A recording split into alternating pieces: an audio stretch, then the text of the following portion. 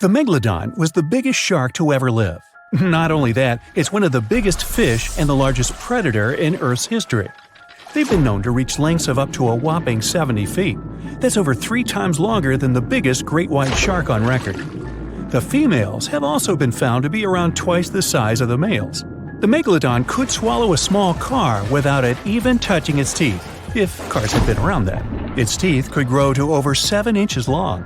It looks like we're going to need a bigger boat, and best make it steel-plated, as this shark can easily gnaw its way through ships. The underwater terror could bite a ship clean in half, with the highest bite force ever calculated for any animal, living or extinct. The force of its ferocious bite was up to 40,000 pounds. That's around 108,000 times the strength of a human's and 10 times the force of a modern crocodile's bite. Its chomp is so strong that it makes the T-Rex's bite look about as powerful as my granny's after she's taken her dentures out. In fact, the Meg was so big and powerful that it had no natural predators. It was the uncrowned king of the seas, swimming freely from ocean to ocean. This cosmopolitan creature was found all over the world, from America to Europe and Australia to Japan, assuming there were countries back then. Meg fossils have been found on every continent except Antarctica. Everybody skips Antarctica. Science tells us that the Megalodon went extinct over 3.6 million years ago. But could they still be alive at the deepest depths of the ocean? Only around 80% of the ocean has been explored, and its deepest point, the Mariana Trench, is over 7 miles down. So who knows what's lurking at the bottom? If you did manage to make it down, it is unlikely that you'll run into a Meg, though. The sharks, like us, preferred warmer coastal waters. Deep ocean living would be too cold for the beasts, and food would be scarce. Their entire bodies would also have to evolve to avoid being squished by the enormous water pressure down there. It's unlikely they're still around, but not impossible. Some good news, if you do run into one, is that the shark is pretty unlikely to eat you. You are way too small a meal for the Megalodon, even if you have a couple of friends with you. This guy eats whales that are over 50 feet long. If you're having a beach party, though, it's a different story. In a beach full of swimmers, the shark very well might creep up, scooping several humans into its giant mouth without even chewing. But wait, let's rewind. How does the shark take down a 50-foot whale? It first bites off its fins, making the whale unable to swim away. It then casually munches it down piece by piece. Because of their size, sharks had to consume over a ton of food every single day just to sustain themselves, like me. All that food made the Megalodon extremely heavy. They range from anywhere between 50 to over 100 tons. For context, that's around the same as 7 to 16 adult male African elephants. To fit all this food in, their jaws had to open pretty wide. A Megalodon's jaw could span 9 by 11 feet wide. That's easily big enough to swallow 2 adult humans side by side. The fearsome name Megalodon comes from 2 Greek words, mega meaning big and odont meaning tooth. So combined, they mean what? Big tooth. And it certainly lives up to its name. Just one of its chompers is the same size as a human head. It had 276 humongous teeth in total across 5 terrifying rows. In all of history, only a couple of saber-toothed cats and the T-Rex had consistently bigger teeth. Now that's a showdown I'd like to watch. The Megalodon vanished millions of years ago, leaving only huge teeth to be found by modern archaeologists. They literally disappeared with very few traces left. Scientists believe that, over time, sea levels dropped and the ocean temperatures went down rapidly. Over a third of all marine life was wiped out as the oceans cooled, and a number of animals at the bottom of the food chain plummeted. This had a catastrophic effect on the hungry predators at the top. Sorry guys. It became way too cold for these sun-loving sharks too, which made it difficult for them to reproduce since they gave birth in warm waters. The Megalodon is usually described as a sort of giant great white shark, but this is just a common myth. In fact, the ancestors of today's great white existed at the same time as the Meg. But they weren't best buddies, and were even in competition with each other. The great white shark was a better hunter, using its smaller size and agility to snap up the Meg's prey quickly. They were also known to eat Meg pups, who were only half their size. This didn't help the whole extinction thing. Even infant Megalodons were huge, coming in at just under 7 feet.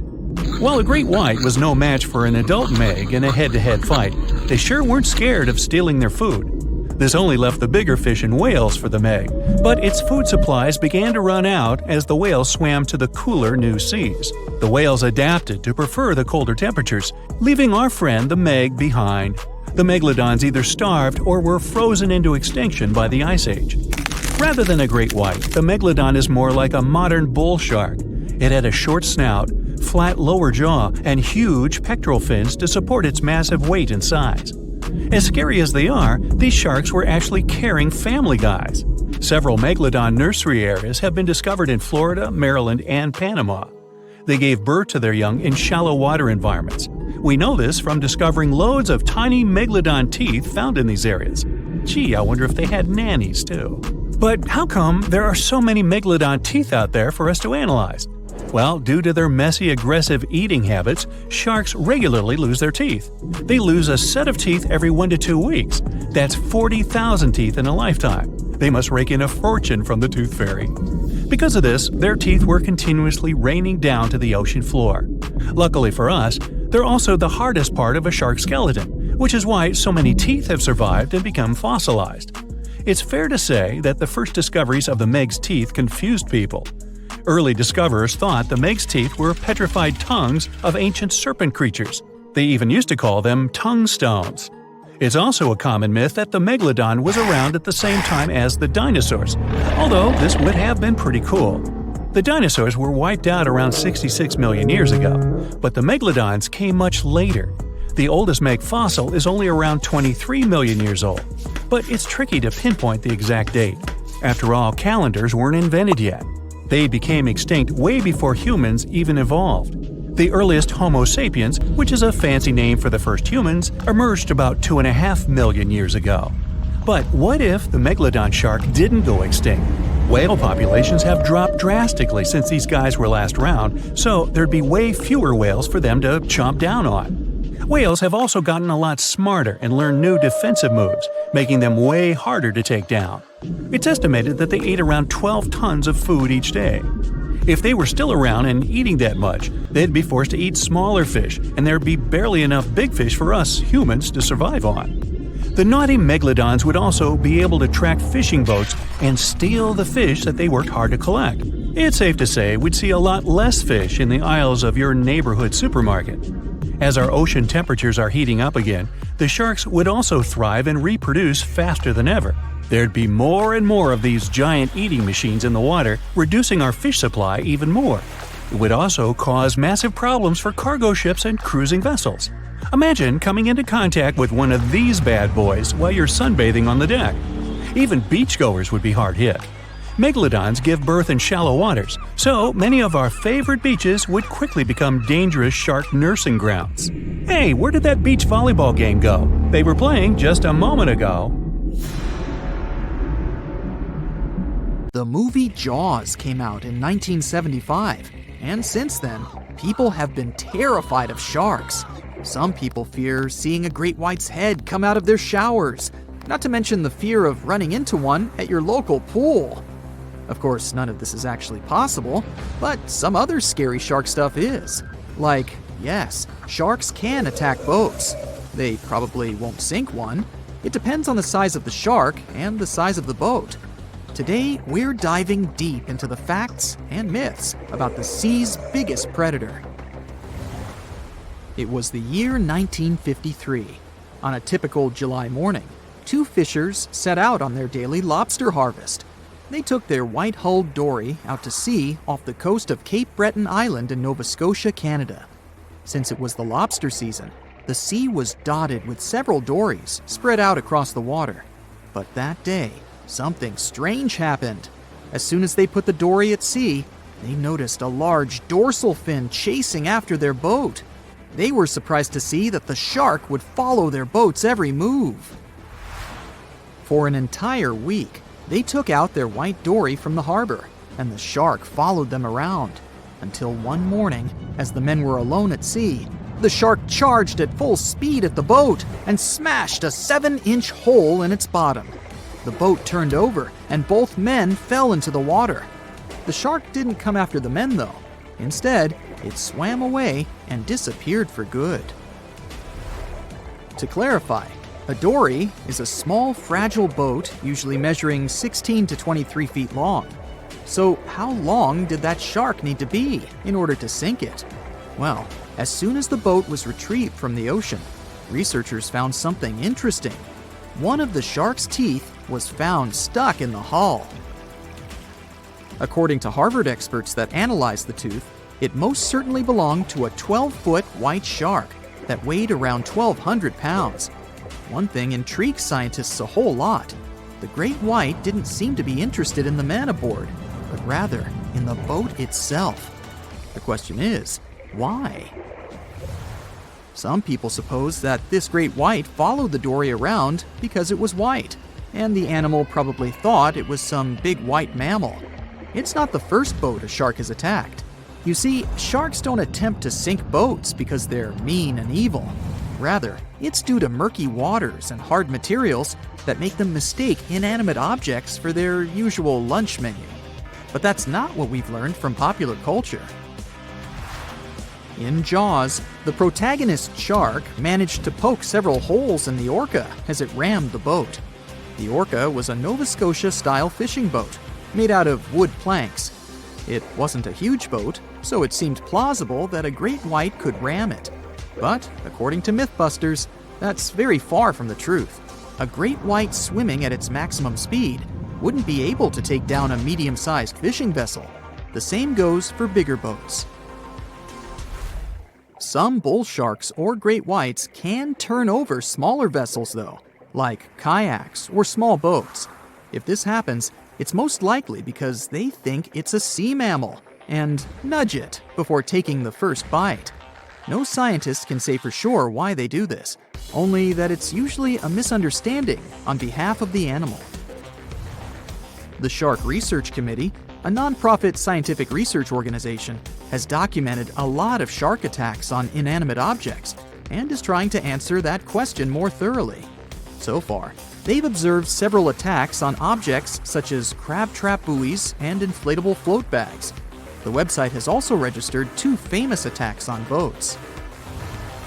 The first one happened in 1959, and a shark left a tooth on the hull of a boat. Researchers later identified it as belonging to a 12-foot great white. The report of the other attack, which happened in 1989, claims that a boat was circled by a great white before the animal swam at the vessel at full speed and hit the boat several times. Of course, those who suffer the most from shark attacks and encounters aren't boats, it's surfers. As far as we know, surfers look like giant wobbly seals from the shark's perspective.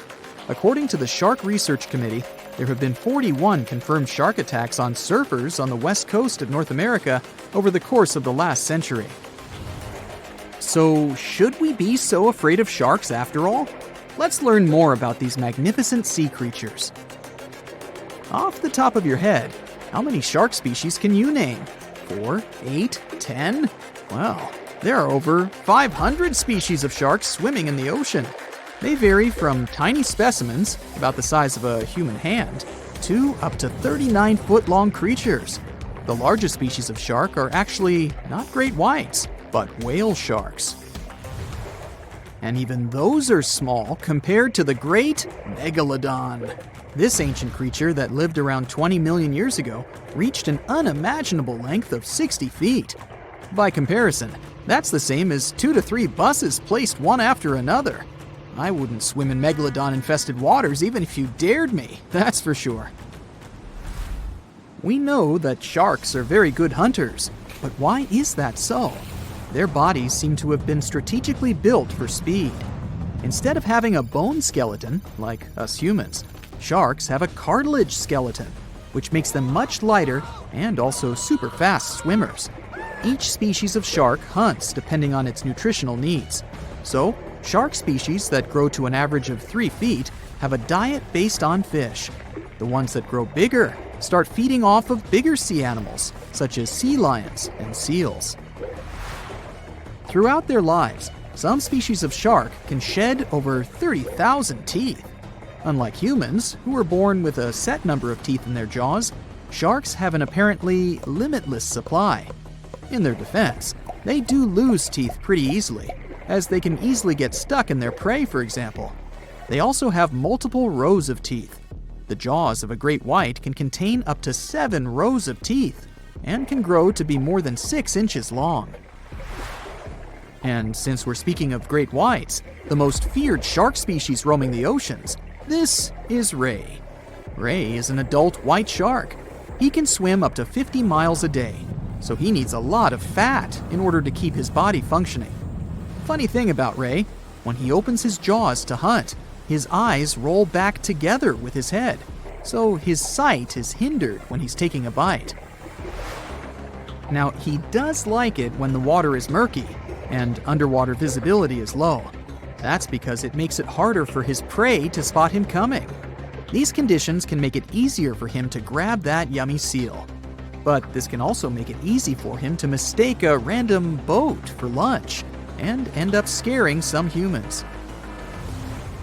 Some Hollywood movies love to portray sharks as having superpowers. Although they're not innately cruel, one species of shark does have something that can be considered bizarre. Hammerhead sharks, one of the most dangerous species of sharks, have a sort of sixth sense. Inside their heads, they have electroreceptor organs called ampullae of Lorenzini. These organs allow sharks to detect the electromagnetic fields of all living things in the ocean. This ups their hunting abilities to another level. They can even find prey hidden in the sand because they sense its electromagnetic field. You should know one thing. If a shark lives in a balanced ecosystem, it won't feel the need to attack unknown things. These animals are curious, though, so maybe we should cut them some slack when they bite a piece off a random boat. 450 million years ago, no, I wasn't around then, the sea level was higher, coral reefs started to form, the climate on our planet was stable and warm, not even dinosaurs were around yet. The time when bony and jawed fish we know as sharks appeared. They've been dominating the oceans and making other marine creatures flee in fear ever since. Many of them, like great white sharks, have evolved and adjusted to life in the open ocean as hunters with a pretty high position in the food chain. They're less diverse today than before. One of the reasons is the asteroid strike from the age of dinosaurs. After it reduced the number of shark species, only smaller and deep-water kinds that ate primarily fish survived. They started getting bigger over time. Near the surface, sharks such as makos or great white ones develop faster movements and are somewhat between gray and blue to blend in with their surroundings. The epaulet shark can even walk on the land. It can't take a walk on the beach because it can't breathe outside of the water, but it lives on coral flats in shallow tropical waters, so it can walk in kind of a crawling motion. But deep down below, there are mysterious, alien-looking, often huge shark species that didn't come to the surface, which is why they didn't need to adjust to the new environment and different conditions. They haven't changed a lot through time, so they're some living fossils. These creatures mostly don't have 5 gill slits, the most common number, but 6 or 7. It's because there's less oxygen the deeper you go in the ocean, so they need more gill slits. Sharks on the surface evolved to have fewer gill slits. 6-gill sharks are the most primitive sharks we have today. Their skeletons are like those of ancient extinct sharks, and they can survive only in very deep waters. Like cats, sharks have a layer of reflective cells placed inside their eyes, which helps them see better in the dark, deep sea or cloudy waters.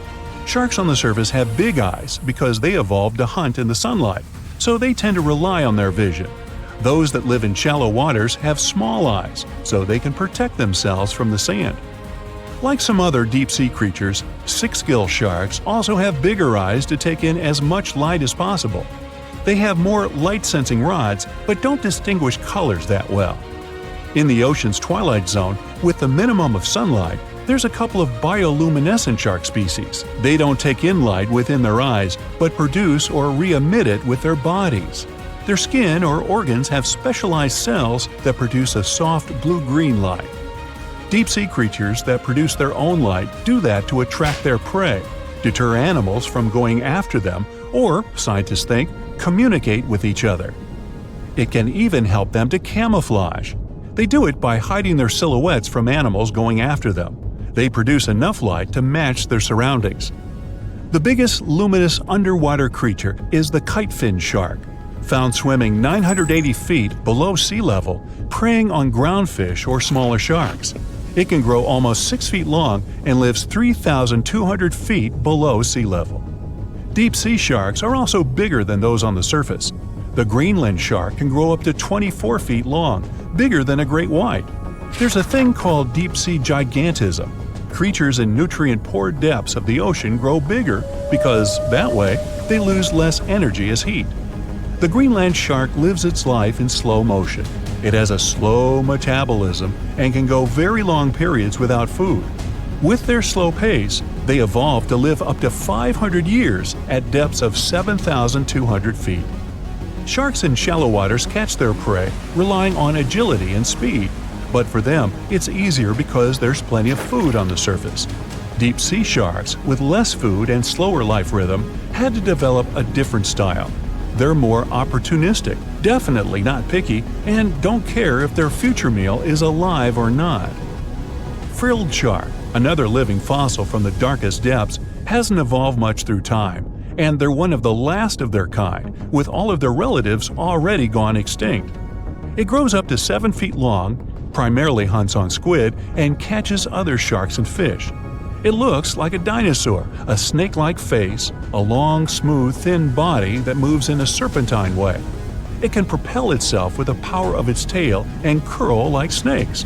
They don't swim in a straight line like other sharks. Cookie cutter shark grows up to 20 inches.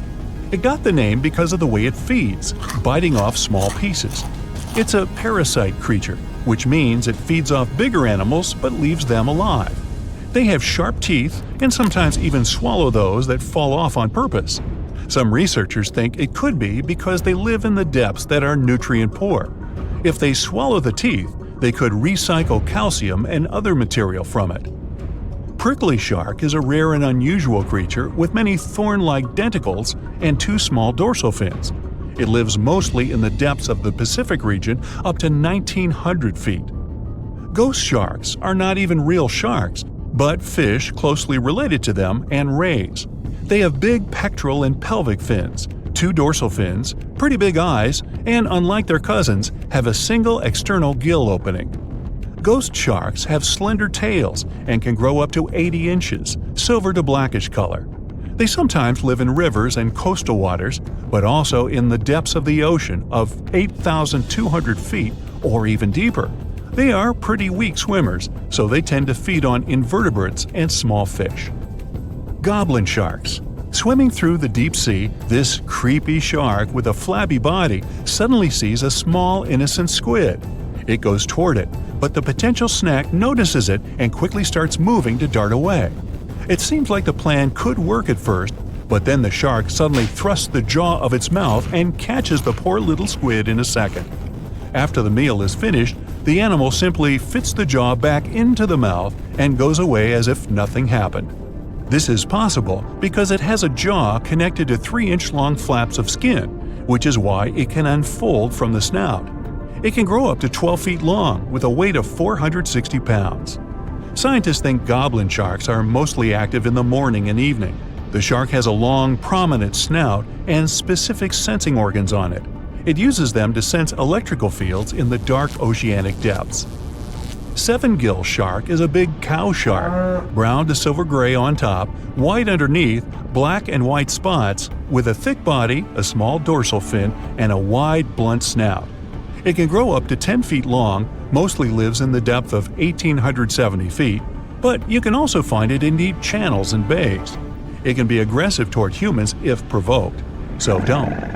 Like most deep-sea creatures, it's an opportunistic hunter that's not quite picky but likes to go after dolphins, seals, porpoises, and other marine animals.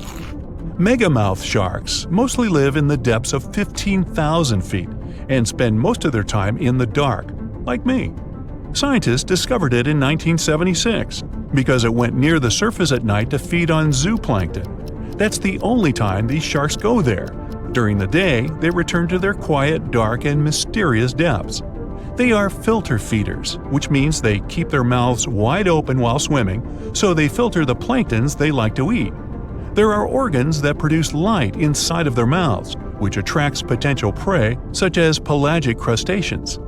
These sharks live in the deep parts of the ocean, but you can rarely find them below almost 2 miles. Scientists think some other, stronger bony fishes outcompeted them. Deep parts of oceans became oxygenated around 70 million years ago, and sharks have been around way longer. But bony fishes adjusted and adapted efficient ways to use oxygen, while sharks were slow with adaptations, so they lost. Also, oceanic depths are way colder, which is challenging for fish and the rest of cold-blooded animals because the speed of their metabolism widely depends upon the external temperature.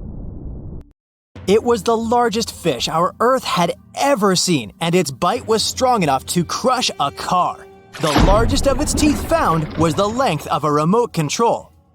It consumed about 2,500 pounds of food a day. That's like 3,300 cans of tuna for you. The earliest Megalodon fossils are from about 20 million years ago, but you won't see its skeleton, and that's because the mighty Meg had no bones. A skeleton made from bones gives most animals their body shape and strength. Sharks, though, come from the same subclass as rays, skates, and sawfish and have cartilage instead of bones. Cartilage is a tissue that is softer and more flexible than bones, but it's still tough enough to shape the body and protect the internal organs. Some areas are more flexible, since cartilage is weaker, and some, like the shark's head, are much tougher thanks to calcified cartilage. Their snouts, though, are made of really soft and flexible cartilage to work like a bumper in case of a collision with some dangers. Who knows if they'd be able to do all this with a heavy skeleton? Plus, cartilage makes their jaws more flexible, and they can open their mouths much wider than they would with a jaw made of bone. Our hero, Meg, was no exception, and it had the strongest bite of all living creatures, which was also made possible by a skeleton made of cartilage. Sharks take full advantage of their cartilage. It helps them swim and turn fast while hunting. One drawback of this type of skeleton is that it was really tricky for scientists to establish the shape and size of Meg. Normally, they would do it using fossilized bone skeletons or their parts. With Meg, they had to guess based on the teeth they found and comparisons with living relatives. A more recent 3D computer model was based partially on scans of a preserved spine discovered in the 1860s. The model showed that Meg was bigger, faster, and even hungrier than scientists had previously thought. Looks like an average Megalodon was 52 feet long. That's slightly bigger than the height of the Hollywood sign and weighed 10 times as heavy as an elephant. There were also much bigger creatures. Scientists still aren't sure how the Megalodon got this size. The fact that there were bigger and smaller Megs probably has to do with a little something called Bergmann's rule. It says that the temperature of the surrounding environment affects the animal's body size because they either need to conserve or shed heat. The Megalodons that reached cooler waters probably needed more body weight to make sure they survived in low temperatures. Those living in warmer waters had to be smaller to avoid burning up. If the researchers were correct in their calculations, it also means that Meg reached a cruising speed of over 3 miles per hour, which is much faster than other sharks. The still-living great white shark can cover a distance of nearly 7,000 miles without stopping, which is 9/10 as long as the diameter of Earth. It looks like the Megalodon could have gone much further. Megalodons managed to survive on our planet for nearly 70 times longer than humans have. They were roaming the oceans for around 20 million years, and you could see them pretty much anywhere except near the poles. Scientists discovered the most northern fossils off the coast of Denmark and the most southern in New Zealand. The reason why there were no Megalodon teeth found in Antarctica is most likely that these adapted to only warm tropical and subtropical waters. The younger ones like to keep to the shores, while full-grown adults preferred coastal areas, but they could easily move into the open ocean as well. When our planet went through a period of global cooling and drying, and the seas began to freeze around 3.6 million years ago, there was less and less room for Meg to thrive. Much of their prey, like smaller whales, seals, and sea turtles, disappeared or relocated to waters that were too cold for our hero. And at the same time, the number of its natural competitors, like smaller predatory sharks, like the great white shark, and whales, increased. This shifting food chain dynamics could have been even more dangerous for the Meg than the cold ocean water. You're used to seeing them on the big screen as heartless monsters, but these huge sharks were actually loving and caring family guys. Scientists discovered several Megalodon nursery areas in Florida, Maryland, Panama, and off the coast of Spain. It looks like they gave birth to their young in shallow water environments. Then, little Megs would stay there with adults protecting and raising them until they were ready to fight off predators. The mighty Meg had 276 teeth in 5 rows in its mouth. Similar to other sharks, it was fast in replacing its worn-out or lost teeth. With 4 or 5 rows of teeth in its mouth, it basically acted like a conveyor belt, able to grow back damaged or missing teeth. This means that an adult Megalodon probably would have grown several thousand teeth throughout its lifetime. Although the great white shark is often mentioned as Meg's closest relative, they'd hardly be distant cousins. The ancestors of today's great white existed at the same time as the Meg, but they weren't best friends and even rivaled each other. The great white shark wouldn't win in a head-to-head fight with a Meg, but it was a better hunter using its smaller size and agility to snap up the giant's prey quickly.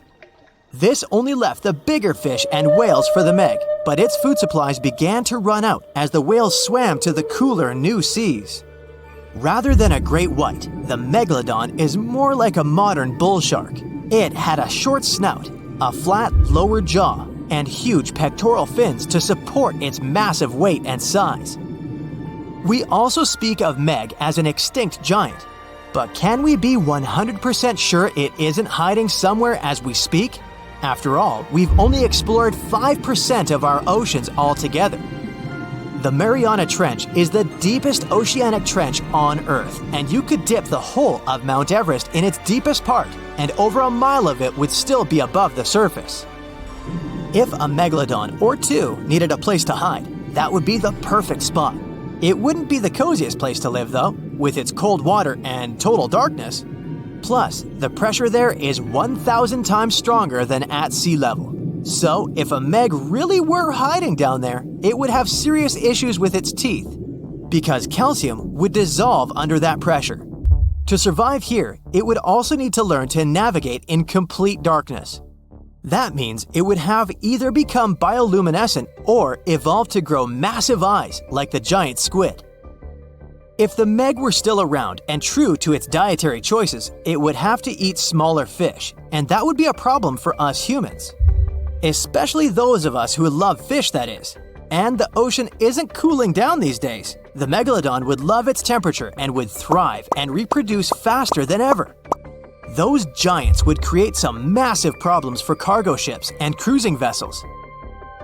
In case you're now scared at the thought of meeting a Megalodon, relax. Most scientists don't think it's possible because of our hero's size. Most foods that Megalodons like to eat live in shallow ocean areas and not in the deep, deep sea.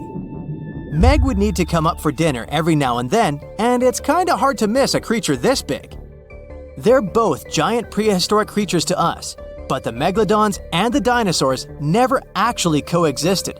The dinosaurs probably died out about 66 million years ago. Megalodons seem to have appeared a bit later. It was one of the biggest creatures ever to roam the Earth. It was longer than your average school bus and could easily weigh more than 10 elephants combined. But where did it live? How did it end up having this size? And most importantly, why is it extinct nowadays? Let's find out. The Megalodon was the largest predator ever known in our planet's history.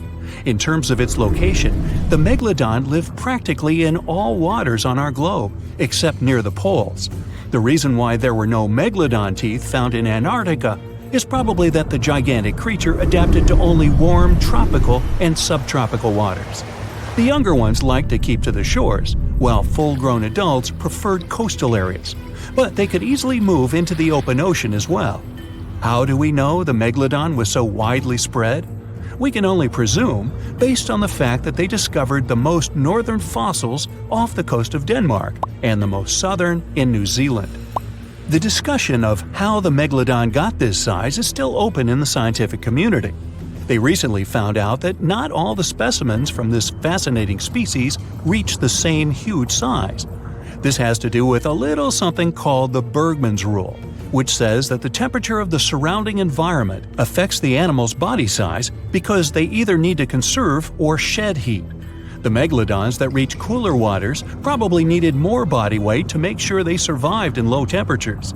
On the contrary, those living in warmer waters had to be smaller to avoid burning up. But what did this enormous fish look like?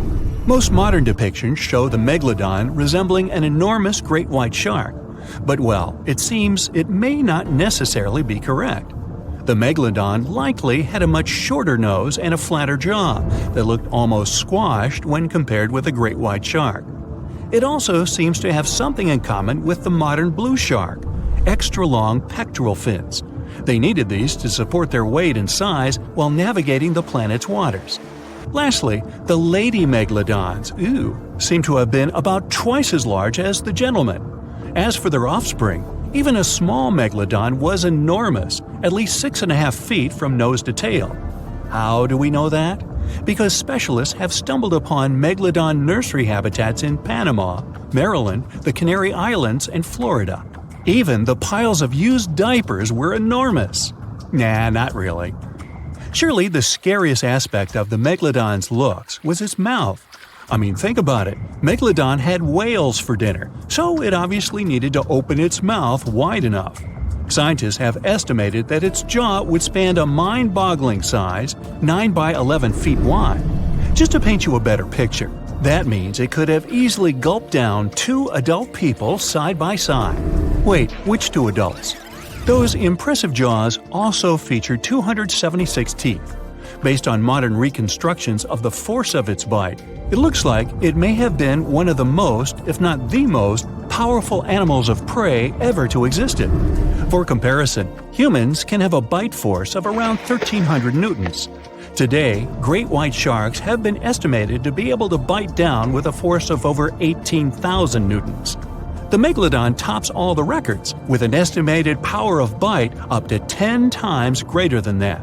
It could basically crush a car with very little effort. Its teeth were also pretty amazing. Similar to sharks, the megalodon was fast in replacing its broken or worn teeth. With 4 or 5 rows of teeth in its mouth, it basically acted like a conveyor belt, growing back damaged or missing teeth within about 48 hours. This means that an adult megalodon probably would have grown several thousand teeth throughout its lifetime. It was nice of them to do that, though, since it's probably one of the reasons why megalodon teeth are so common in fossil records, and we're able to study them properly. To maintain its impressive physique, the megalodon had to eat somewhere around 2,500 pounds of food per day. Can't wrap your head around that? Well, it was the equivalent of 1.25 cows per day to survive. It's like if you had to eat 3,300 cans of tuna every day. I've used the word megalodon a lot, but have I mentioned where it comes from?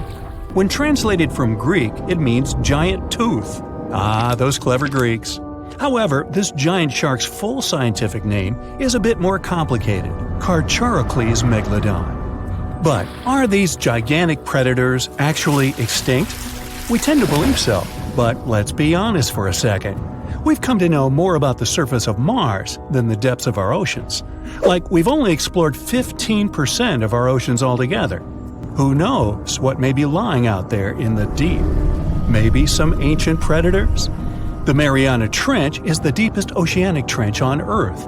The Challenger Deep, its deepest part, is so deep that you could dip the whole of Mount Everest in there and it would still be over a mile above the surface. That's deep. If a megalodon or 2 ever needed a place to crash, that would be a discreet enough location. However, the Mariana Trench is not a particularly comfy place to be in. Because it's cold and steeped in total darkness and all. The temperatures here are around 36 degrees Fahrenheit all year round. And to top it all off, the pressure is 1,000 times stronger than at sea level. So it's safe to assume that if any megalodon is hiding in here, its teeth and bones might not be looking so good.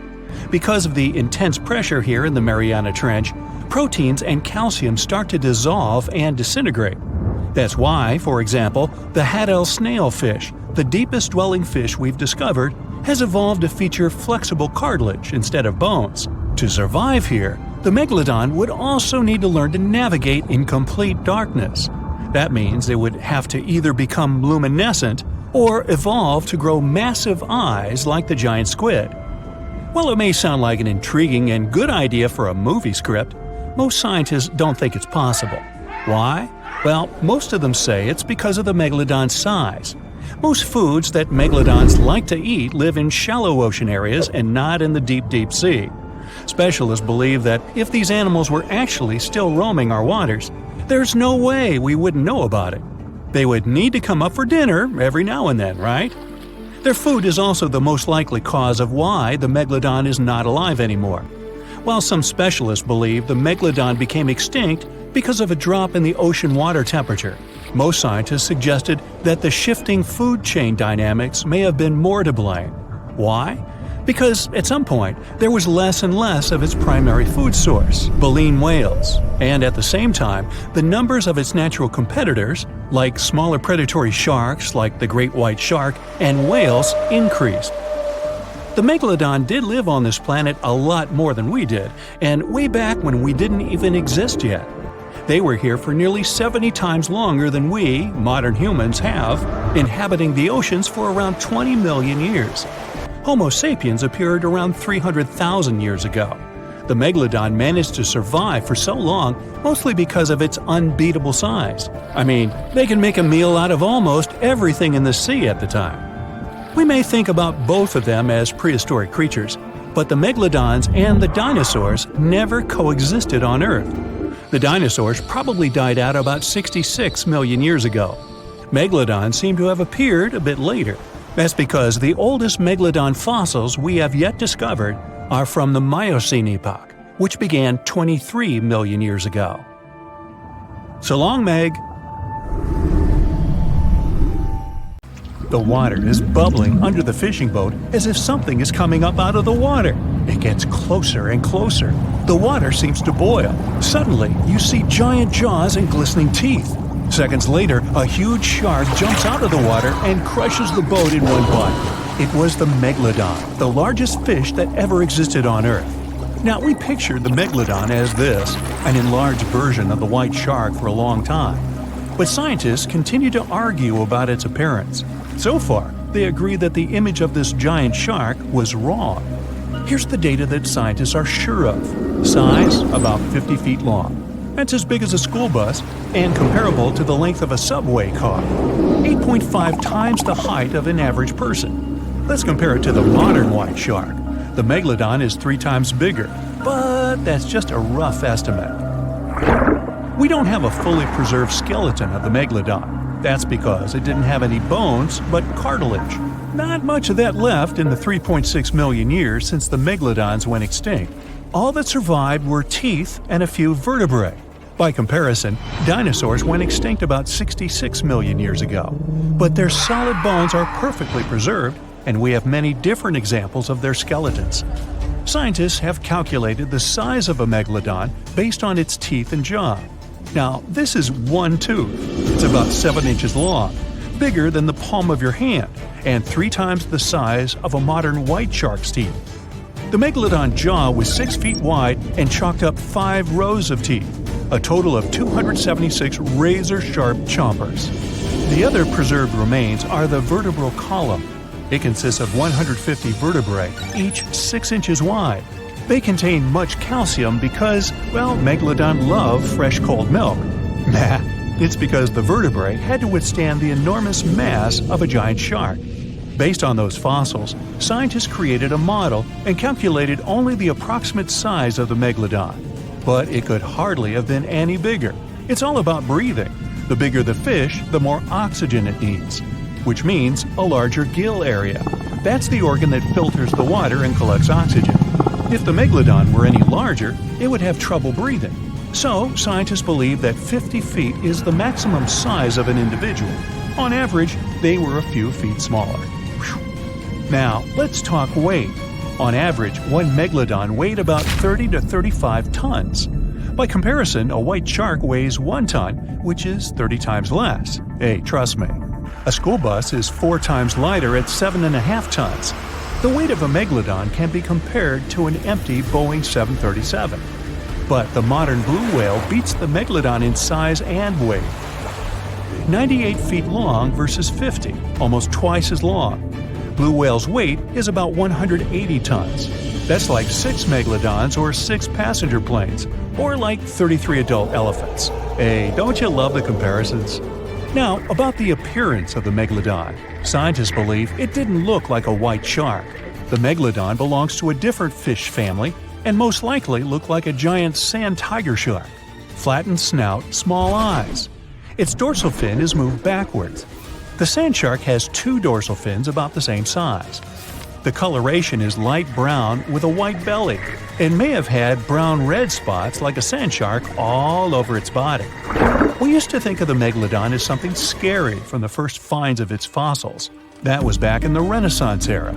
People found some teeth in the rocks. At first, these teeth were thought to be the tongues of dragons or snakes. And here's the first drawing of what the owner of these teeth supposedly looked like.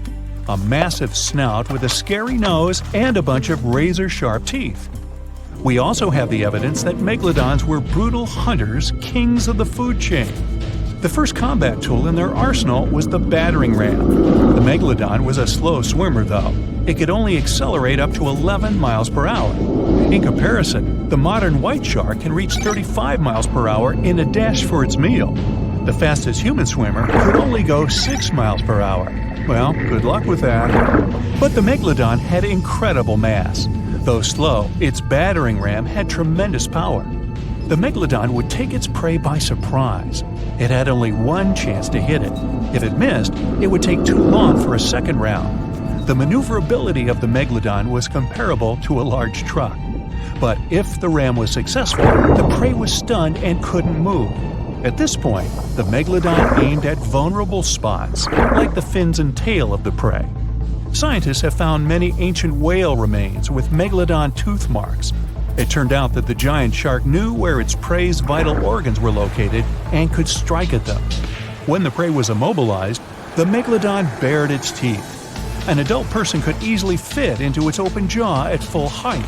And according to various estimates, the bite force of the megalodon was almost 11 tons. Now imagine the weight of 3 SUVs concentrated at the tip of a sharp tooth. That's 9 times the power of the largest white shark bite, and 6 times the power of the modern record holder for biting, the saltwater crocodile.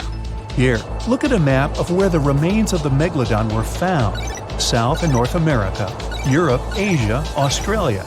It was the master of all seas and was comfortable anywhere on our planet. We've even found some remains of the giant shark in freshwater sediments. Perhaps it wasn't afraid to enter rivers to hunt.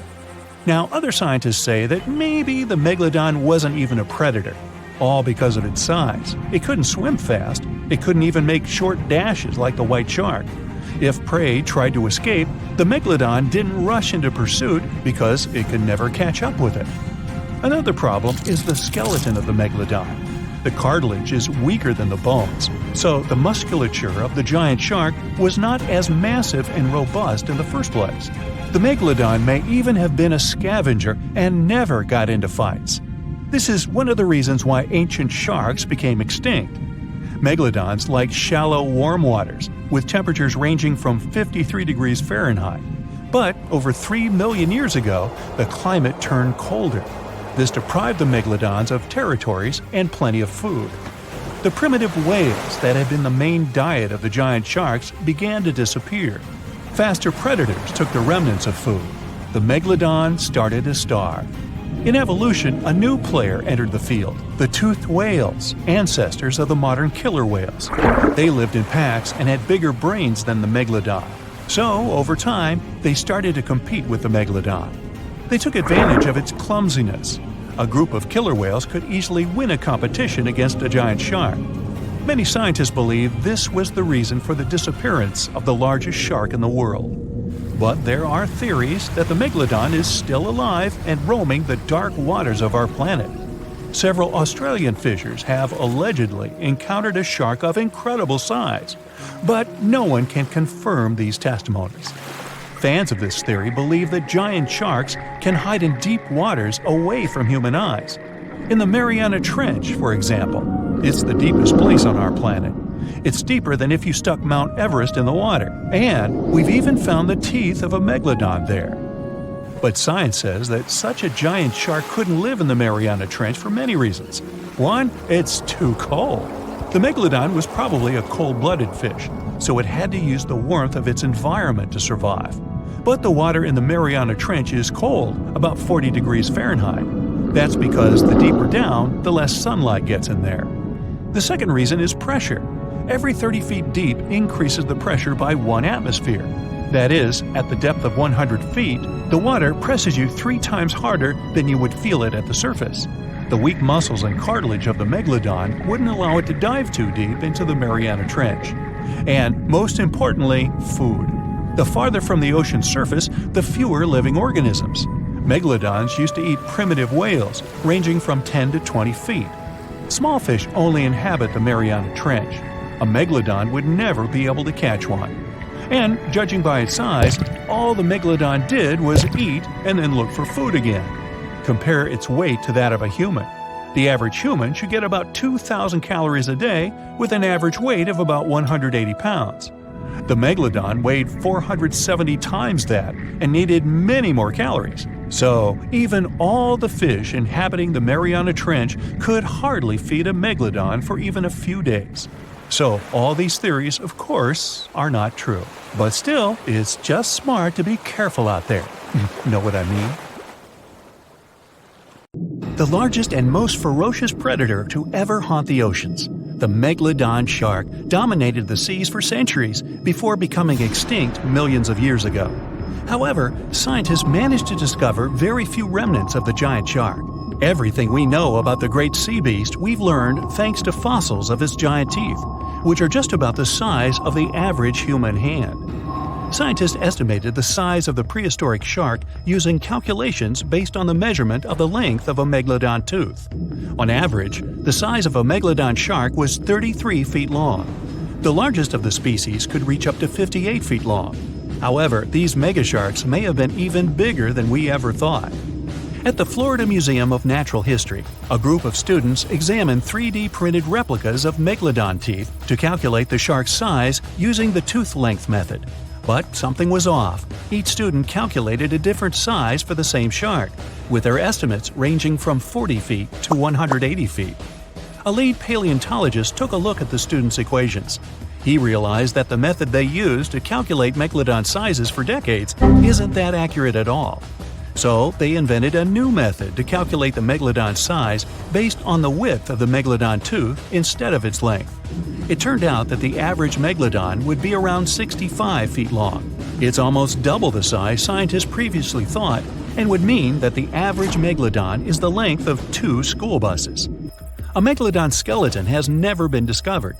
Shark skeletons are made mostly of cartilage, meaning that they decompose quickly.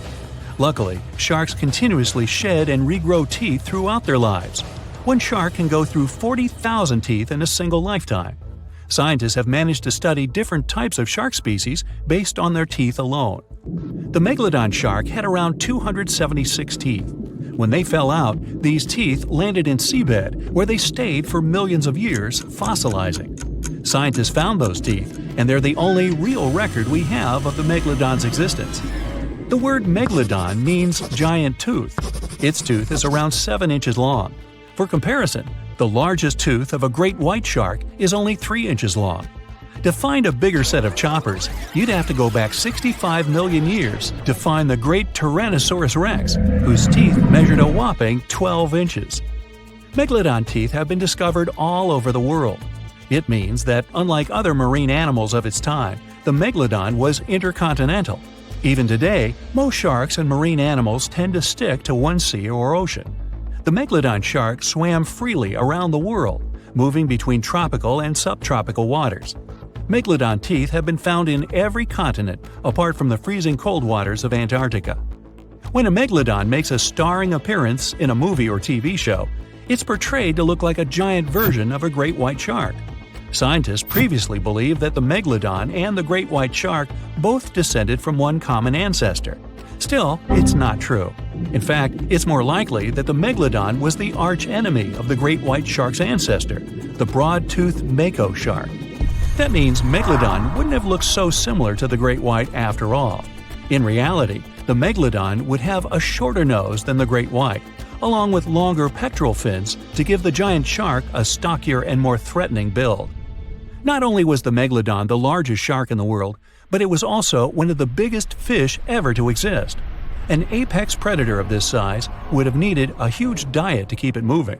The Megalodon would have eaten 2,500 pounds of food every day. The Megalodon diet consisted of larger species of fish, dolphins, and even other species of sharks. Ancient fossilized whale bones with cut marks of Megalodon teeth have been discovered. It means Megalodons weren't intimidated by the size and tried to feast on the giant whales of the past. Scientists have used computer simulations to try and work out the hunting style of the ancient shark. Using this technology, scientists have discovered that the Megalodon's attack style was very different from that of modern-day sharks. Modern sharks dive straight for their prey's most vulnerable spot, for example, the soft underbelly of a seal. The Megalodon's teeth were uniquely suited to biting through tougher areas of cartilage. So, evidence suggests that a Megalodon would first chew the tougher fins of their prey, rendering them unable to swim away before launching into their final attack. The mouth of a Megalodon was around 10 feet wide and 9 feet tall, large enough for you to swim into without touching any teeth. However, we don't recommend that. Their mouths were so large a Megalodon could swallow a small car without even having to bite down on it. Research teams from Australia and the US collaborated to work out the biting power of the Megalodon using computer simulations. The results were terrifying. While the modern great white shark has the biting power of 1.8 tons of force, the Megalodon could easily chomp down on its prey with a biting power of 18.2 tons. The bite of the Megalodon would easily be able to cut through steel and overpower any other predator in the ocean. Scientists believe that the Megalodon has the most powerful bite of any creature that has ever existed. The Megalodon's bite would easily overpower the T-Rex, which has a biting force of 6 tons. Mysteriously, no one knows exactly when or how the Megalodon went extinct. However, several theories are floating around as to how this could be the case. The Megalodon had become extinct by the end of the Pliocene, which was a phase of global cooling that spanned over 5 million years and ended over 2.6 million years ago. New evidence suggests that the last Megalodon lived at least 3.6 million years ago, right in the middle of the Pliocene era. Another theory claims that these megasharks disappeared because of the changing Earth temperatures occurring during the Pliocene. As the Earth cooled down, the tropical waters of the world's oceans plummeted to colder temperatures. Scientists believe that this led to the extinction of a third of all large marine animals, meaning that the Megalodon's food source took a massive hit. Without much prey left to hunt, the Megalodon inevitably went extinct. Megalodon sharks would give birth to their pups in waters close to the shore. The shallow coastal waters provided a perfect nursery for the newborn sharks, keeping them distant from the larger predators that lurked in the open waters. As ice formed around the Earth's poles and sea levels dropped, these pupping grounds were destroyed. The Megalodon pups would have had no choice but to swim in the deep ocean waters, making them more vulnerable to dangerous predators. A new theory suggests that the explosion of a star, called a supernova, could be responsible for the extinction of the Megalodon. Around 2.6 million years ago, a supernova over 150 light-years away from Earth lit up the prehistoric sky and lingered there for months. A few hundred years after the supernova had faded, particles of cosmic energy from the star explosion plummeted to Earth. The energy particles carried dangerous amounts of radiation. Researchers believe that this radiation could cause the mass extinction of many marine animals, including the Megalodon. Radiation from the particles extended hundreds of yards down into the ocean and was more dangerous for bigger creatures than for smaller ones. The bigger the creature is, the more radiation they would absorb. The 60-foot-long Megalodon was large enough to absorb great amounts of radiation. Some people believe that the Megalodon is still alive today, lurking at the depths of the ocean waters. But it's unlikely to be true. Megalodons are a warm water species, which means they would be unable to survive in the cold waters of the deep ocean. Most of the megalodon's potential prey live in shallower waters, meaning there would be very little for the megalodon to eat at a deep sea level. Simply put, if there were an animal as big as the megalodon still living today, we would have spotted it by now. South Caribbean Sea, July 21, 2047. Well, it's finally happened. The research institution you work for got word of a massive shark spotted off the coast of Panama. Local scientists confirmed the impossible. It's a megalodon, and you've been sent with one mission to study this thing up close and within. Hey, it's also your birthday, but the cake will have to wait. They've already got the specimen ready. With enough tranquilizer to take down 10 elephants, the Meg is immobile. But you're on a strict time limit. The sedation will wear off in a half an hour. All right, it's go time. The head researcher slaps you on the back. Good luck down there. And remember, don't get anywhere near that turbine. Oh, right. They set that up in front of the shark to keep water flowing through its gills. Without the continuous flow, the Meg wouldn't be able to breathe. Got it. And you jump overboard. You set the timer in your watch for 25 minutes, just to be safe. The shark isn't too far under the surface. 60 feet long, weighing probably 50 tons, it's the size of a train car. She's a big girl, all right. Males wouldn't get much bigger than 40 feet. You swim closer to her, remove one of your gloves, reach out and touch her. Her skin is like sandpaper, covered in tiny teeth-like scales. They curve toward her tail fin and reduce drag as she swims. How is it going down there? Keep it quick. It's all good, Dr. Perez. I'll be done before you know it. You pull out your tablet and open the X-ray app. You hold it in front of you and run it along her body. The screen shows all the detail in her strong muscles. The red tissue needs oxygen and helps her cruise over long distances. Then there's white muscle tissue. It isn't oxygenated and is only used for sudden bursts of speed. You switch the setting to skeletal view. All the cartilage, the same flexible stuff your ears and nose are made of. It keeps the shark lightweight, so she can zip through the water without expending too much precious energy. And zip she does, about 16 feet per second, twice as fast as the great white. The weight of her own body would crush her internal organs on land, since sharks have no rib cage. Let's see how old you are. You zoom in on her backbone. It's calcified, just like her jaw, making them both stronger. You do a crosscut of one of the discs in your app. The vertebrae have bands. Just like rings in trees, they tell the shark's age and growth history. You count them. 15. She's about halfway through her life. Her skull is made of a denser cartilage to protect the shark's Y-shaped brain. The snout is spongy and flexible, easily taking blows without breaking. 20 minutes left on the sedation. What's your status? The lead researcher radios in again. Muscular and skeletal analyses are done. Moving on to the sensory organs. Roger that. You swim up to one of her black, beady eyes. A chill goes down your spine. It's as if she's looking right at you, a helpless piece of meat, her next meal. Hey girl, if only you had eyelids to let me know you're definitely knocked out. Behind her eye, you see a tiny hole. Hey, found your ear. Sharks obviously don't have outer ears, but their hearing is still impeccable. This megafish could hear you thrashing in the water from 10 football fields away. It's the low frequencies of irregular splashes that catch her attention. They mean one thing: wounded prey. From there, you follow her lateral line, a line of pores extending down the sides of her body. It's a special system in sharks that detects the slightest movements in the water. How far away the source is, which direction is coming from. Basically, a shark's entire body is like one giant ear. Just gonna examine your nostrils, my dear. Strictly for sniffing out prey, they don't lead to the throat and respiratory system like in humans, meaning sharks can't sneeze. The smallest hint of an odor runs into the nasal passage. Past folds of skin covered in sensory cells, they send the info to the olfactory bulb, which leads to the brain. In great whites, the nose can pick up a single drop of blood in an Olympic-sized pool. You look at your watch. 10 minutes left. You examine her gills. Water flows through them, and the gills extract oxygen from it. This is also where the body gets rid of CO2, essentially carrying out the function of lungs.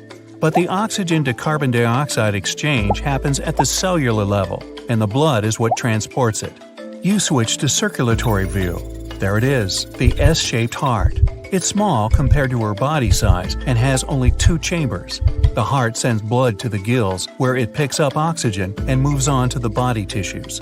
The muscles, constantly moving and propelling the shark through the water, warm up the blood. This can only happen because the veins and arteries moving to and away from the heart are located so close to each other.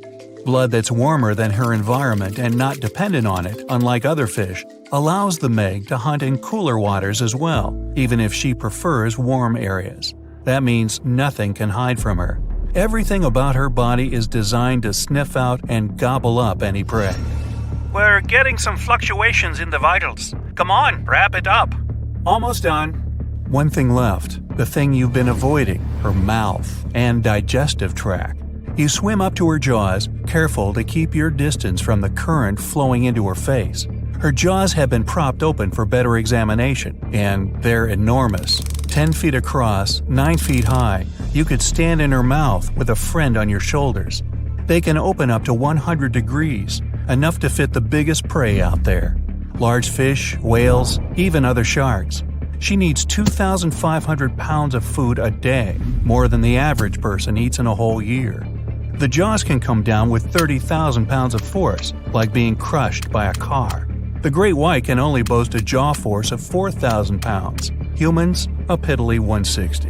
Ooh, and those teeth, 250 of them in 5 rows. They're razor sharp and can cut right into whale bone. The teeth are slanted back towards the throat, so nothing can escape their grip. The biggest ones are the size of your hand. Fascinated, even hypnotized, you swim a little closer, just a couple more inches, when, whoosh, the turbine's current carries you straight into her mouth. The force of the water is pushing you against the back of her throat. Your X-ray scanner shows a mouth chock full of sensory cells. Lucky for our species, sharks don't really like the taste of human, but they only realize that after an initial taste test. That's why sharks bite people, not to eat them, just to sample what's on the menu. You pull out an apple-sized metal sphere and push it into her throat. The probe makes its way through the esophagus. A shark's food chute isn't a skinny tube like ours. It's wide and barely indistinguishable from the stomach. The stomach is U-shaped and full of extremely strong acids and enzymes. Those turn whatever the shark has swallowed whole, these animals don't chew their food, into a mushy liquid. From there, the soup moves into the intestines. They're relatively short for an animal this size, but evolution came up with a clever trick to increase the surface area. The inside of the intestine is shaped in a spiral. This is so she can absorb the nutrients from her meals. Meanwhile, on board, her vitals are coming to life. Perez tries to radio you, but a jumbled message barely gets through your earpiece. Hear me? Backing up. What? Hello? Do you read me? You look at the timer, 5 minutes. You should be able to swim out against the current, hopefully. As the probe makes its way through her digestive tract, from within her mouth, you grab one more X-ray of her body cavity. You see the liver. It's massive, takes up 90% of the space in there, and accounts for 25% of her weight. It's full of oils and helps with buoyancy in the water. But then, you see something moving within her. It's a pup. Shark babies are ready to hunt on their own as soon as they're born. This Meg pup must be 7 feet long. But this means she's not the only one. Just then, the turbine shuts off. Your timer starts beeping. Hey, I still technically have 5 minutes. Wrong. The shark starts to move. You swim out of her mouth as fast as you can and with all your might head back to the boat. She's still a little groggy, but Miss Meggie can swim. She beelines toward you just as you break the surface. The team grabs your hand, pulls you on board, and the boat speeds away. At that moment, the Meg comes leaping out of the water. She follows you for a while, but loses interest soon enough. Whew, that was too close. Happy birthday to me. Hey, time for some cake. The Meg, aka Megalodon, roamed the oceans long after dinosaurs were wiped out by the Great Meteorite. It was one of the largest and most dangerous hunters that have ever lived on Earth, as well as the biggest shark. But then, about 3.6 million years ago, the last of its kind disappeared from our planet, leaving only huge teeth for modern archaeologists to keep finding. There are a few theories about why it could have happened, but scientists might have found the true reason. The Megalodon, which means big tooth, was the largest shark ever to exist. It reportedly lived around 20 to 3.6 million years ago and was truly enormous. Its bite was more powerful than that of a T-Rex, and likely any other powerful predator that has ever roamed this planet. It's probably not surprising since this marine creature had extremely strong jaws that could span from 9 to 10 feet wide. That's enough to swallow 2 grown-up people side by side. The jaws were also lined with 276 teeth, and they reached 7 inches in length. That's as long as a small hedgehog. Once these teeth got worn down, the shark got rid of them and grew new ones. Such large sedated teeth helped the Meg to eat meat easily. The shark itself could grow up to 59 feet long. That's twice the length of a London double-decker bus. The animal was also pretty heavy. While a fully grown T-Rex weighed about 8 tons, the weight of a large Megalodon could be more than 30 tons. With no competitors, the enormous shark was the real king of the oceans. It hunted other sharks, large fish, and even whales. Then why did such a magnificent creature disappear from the face of the earth? The previous theories mentioned the great white shark. The Megalodon is usually described as some gigantic version of this marine animal. And this is a common mistake made because most people think these creatures were related. But in reality, the Meg looked more like a modern bull shark. Its snout was snout, its lower jaw was rather flat, and long and massive pectoral fins supported the animal's weight. But what's more important, the ancestors of today's great whites existed at the same time as the Megalodon. Now, with great size comes great clumsiness. And although the Meg was huge and powerful, it was also not as nimble as smaller and quicker great white sharks. Great whites could have rivaled a Megalodon for food, and were often more successful hunters thanks to their agility. They couldn't fight the Meg openly, but were fast enough to steal its food.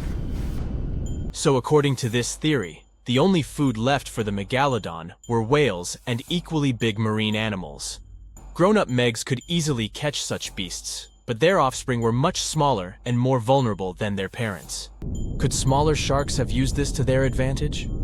Maybe while megasharks were still little, they became a meal for great whites, as well as bull and tiger sharks. Even at those times, a great white shark could reach the length of 20 feet, while a Megalodon kid was definitely smaller. But even if there had been no open confrontation between young Megalodons and smaller grown-up sharks, Meg kids wouldn't have been able to find food for themselves to grow to adulthood. The reason is the same. The population of other sharks was growing, and they were rivaling each other and the Meg for convenient food. The more great whites and other sharks appeared in the oceans, the less food remained for young monster sharks. Eventually, they probably starved. But it's just one of the theories that try to explain why the Meg went extinct, and here's another one. A new study has shown that the Meg was most likely a warm-blooded predator able to regulate its body temperature, and that might have been the reason why this species disappeared with time.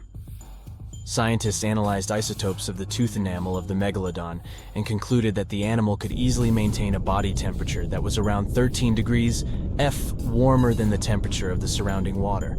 Such a temperature difference is much greater than what other sharks living at the same time as the Meg had, and it's large enough for the ancient predator to be classified as warm-blooded.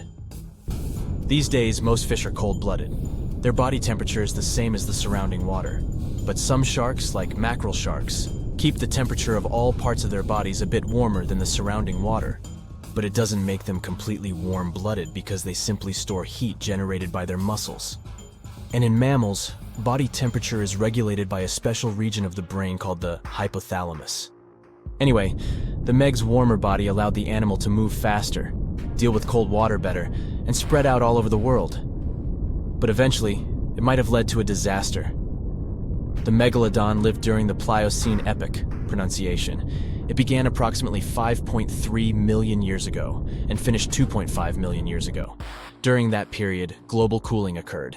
It also caused the changes in sea level, which the Megalodon probably didn't survive. The main problem for the predator was to maintain an energy level allowing its body temperature to remain elevated. But to do it, the animal had to eat a lot, and I mean it.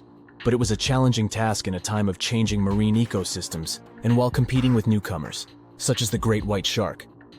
If this theory is true, then the amount of energy the Meg had to use to remain warm could have contributed to its extinction.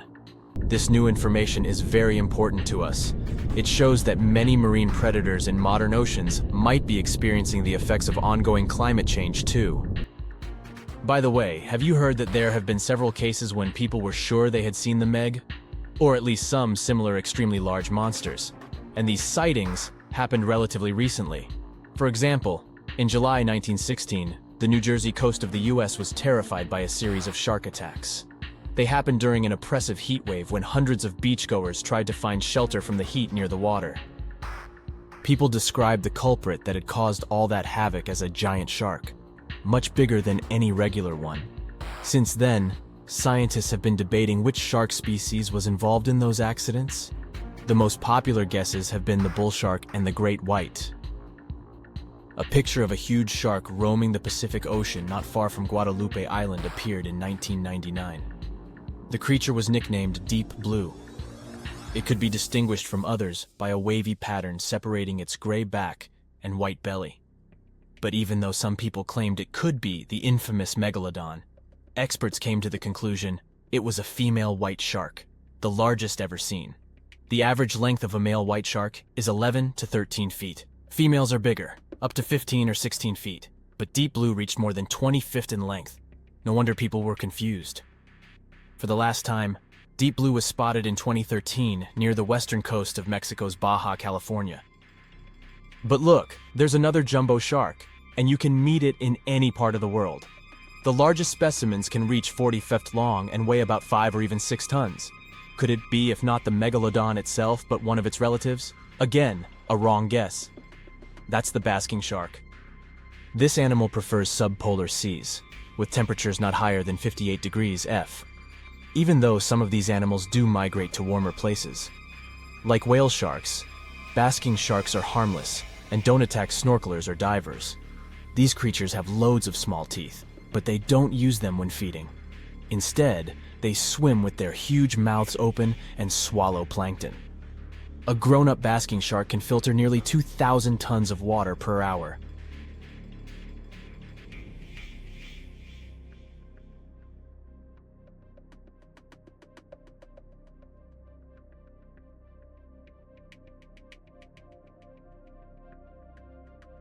Some sharks have an eerie ability to spit out their stomach and then pull it back into place. Well, that would be handy. Most sharks eat huge amounts of food, but the problem is they can't digest everything they've gulped down. So they need a way to get rid of such stuff as sea turtle shells and beaks, bird feathers and bones, lobster claws and whatnot. And then these amazing creatures willingly barf up their whole stomach, along with all the contents. After the shark is done, it pulls its main digestive organ back in, and the entire process usually takes no more than a second. Some shark species, like great whites or mako, have a special eye-warming system. Their retina heats up their eyes and brain.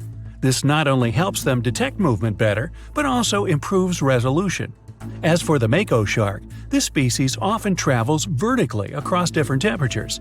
Unlike most people with only one movable jaw, sharks can freely move both their lower and upper jaws. This allows them to get a better grip on their meal and chew it up faster and more thoroughly. That's comforting. Sharks give birth to a large number of little ones at once. It depends on the species, of course, but let's say the blue shark is famous for producing more than 130 pups at a time. Great white sharks have a more powerful bite than most jungle cats. A 20-foot-long underwater hunter can produce a force of more than 4,000 pounds per square inch. And that's a bite 4 times stronger than that of a lion or tiger. People, with their measly 150 to 200 psi bites, aren't in the running whatsoever. Swell sharks defend themselves by swallowing huge amounts of water. Then the shark's body becomes twice its normal size, and this scares potential danger away. Sharks can grow more than 50,000 teeth during their lifetime, but not all of their teeth are the same. The strongest and most massive ones are at the front, and those closer to the back are smaller and not so powerful. But if the front teeth are damaged, these weaker ones can replace them. It's possible because sharks' teeth aren't as deeply rooted as humans and can move. Shark skin has the same feel as sandpaper. It's made of teeny, teeth-like scales. They point towards the animal's tail. This helps to reduce the friction that occurs when sharks move through the water. Whale sharks have extremely thick skin. In some places on their body, it can be 6 inches thick. It's one of the toughest in the animal world. Scientists have to make loads of effort if they want to get this creature's blood sample. Sharks have an incredible sense of smell, but besides that, they use one more sense to detect other animals. There are special pores around their head, near the nostrils, and under the snout. Those are special organs, something like second sight. Every creature generates a tiny electrical field. Thanks to the pores, sharks can spot these electrical fields and figure out where other animals are. Sharks are incredibly sharp-eared. They can hear their potential meal from 3,000 feet away. They can also catch low-frequency sounds, like the ones produced by a fish's contracting muscle tissue. Sharks have been around for more than 400 million years. It means they've lived through 4 out of 5 mass extinctions. This makes them way older than Mount Everest, humans, dinosaurs, and even trees. These creatures go back to the period when coral reefs were just beginning to form. Some shark species can jump out of the water, like the great white shark or the basking shark. They're known to leap from more than 8 feet up into the air. Thanks to this maneuver, they can catch such animals as seals or seabirds. But unless you're in South Africa, you aren't likely to see sharks jumping out of the water. Shark skeletons are made of muscle and cartilage, which are lighter and twice less dense than bones. This makes sharks more flexible, which allows them to make sharp turns when they're chasing other animals. Hammerhead sharks have a weirdly shaped head for a reason. Thanks to it, these creatures have incredible 360-degree vision. Their eyes are tilted a bit forward, and it allows them to have an overlapping field of view. The goblin shark's terrifying jaws are attached to elastic ligaments. They can unfold from the animal's snout for up to 3 inches. It allows the animal to catapult its mouth forward to catch other marine creatures. Sharks don't sleep as you do. Some species have to keep swimming all the time. Otherwise, water will stop flowing through their gills and they won't be able to breathe. Others do rest, but they don't enter an unconscious state. They just go into special rest periods. These creatures don't have eyelids. That's why their eyes remain always open, and their pupils monitor their surroundings. They also keep their mouth open so that the water can pass through their gills. Sharks can travel remarkably long distances without needing any rest, all thanks to their bizarre sleeping pattern. For example, great whites can swim distances of more than 2,000 miles without stopping to eat or rest. How come these creatures don't starve? They draw on the fat stored in their livers. By the way, this organ can compose up to a third of the animal's body weight. Contrary to popular belief, sharks do not and cannot swim in reverse. Their tails propel them forward, and their pectoral fins help them to keep their balance and turn. It means that, anatomically, these animals can't move in any direction other than forward. Sharks have no vocal cords. They can't produce sounds to communicate with one another or express their emotions. That's why they have to use body movements, like twisting their bodies or flipping over. Sharks live in all of the world's oceans, but several species also inhabit freshwater rivers and lakes. For instance, bull sharks have been found in tropical rivers. They're also known to be able to swim between fresh and salt water. The smallest shark out there is the dwarf lantern shark. This unique creature doesn't grow longer than 8 inches, but the shark makes up for its tiny size in other ways. For example, some of its organs emit light, and since the creature lives in the shallow waters, this helps to camouflage it in the rays of sunlight. Blue sharks eat a lot, often more than they need. Some of this food can remain undigested for weeks till it's needed for energy. Sharks have something that looks similar to a tongue, but this organ is called the basial. It's the front section of the cartilage that goes from the shark's chest to its mouth. It doesn't move and is pretty much useless. The so-called tongue doesn't take part in the process of feeding. It isn't covered in taste buds. Its only real use might be that it supports some of the bones connecting the shark's gills. There are hundreds of shark species in the world, more precisely around 500. Some of them are pretty bizarre. Just look at the goblin, basking, or cookie cutter shark. All these sharks vary in size, from several inches to dozens of feet long. They also live in absolutely different environments. Tiger sharks eat whatever they can get their jaws around. Some of the weirdest things they've munched on are video cameras, bags of money, license plates from almost any U.S. state, dog leashes, you name it. Each whale shark has a unique pattern on its skin. These spots and stripes can be used to identify individual sharks, just like fingerprints are used to identify people. The blunt-nosed six-gill shark can dive to a depth as great as 5 Empire State Buildings. Baby sharks are called pups. When they get born or hatch, they are already fully nourished, and if they choose to swim away from their mama shark, they don't need to hunt for food for at least several weeks. Uh-oh, did somebody say baby shark?